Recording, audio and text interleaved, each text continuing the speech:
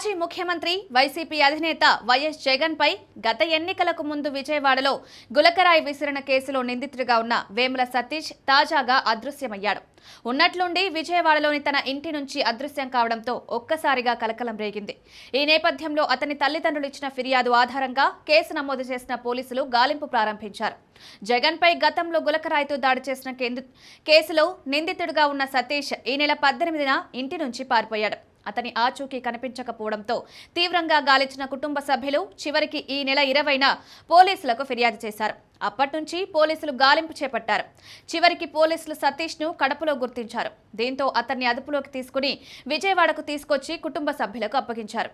అయితే సతీష్ ఇలా ఎందుకు ఉన్నట్లుండి పారిపోయాడన్న దానిపై పోలీసులు దర్యాప్తు చేపట్టారు. ఇందులో అతను ప్రేమ వ్యవహారం కారణంగా పారిపోయినట్లు అనుమానించారు కూడా.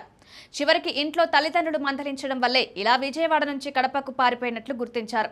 గతంలో అతనికి లాయర్గా ఉన్న సలీం కూడా ఇదే విషయాన్ని వెల్లడించారు. దీంతో పోలీసులు తల్లిదండ్రులకు సతీష్ను అప్పగించారు.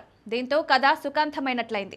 గతేడాది ఏప్రిల్ 13న వైఎస్ జగన్ విజయవాడలో ఎన్నికల ప్రచార రథంపై ప్రచారం చేస్తుండగా హఠాత్తుగా ఆయనకు గులకరాయి వచ్చి తగిలింది.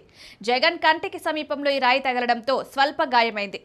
జగన్తో పాటు పక్కనే ఉన్న అప్పటి మాజీ మంత్రి వెల్లంపల్లి శ్రీనివాస్కు కూడా గాయమైంది. ఆ తర్వాత చికిత్స తీసుకున్న జగన్ తిరిగి ఎన్నికల ప్రచారం ప్రారంభించారు. అయితే ఈ కేసులో నిందితుడిగా విజయవాడకు చెందిన వేముల సతీష్ను పోలీసులు అరెస్ట్ చేశారు.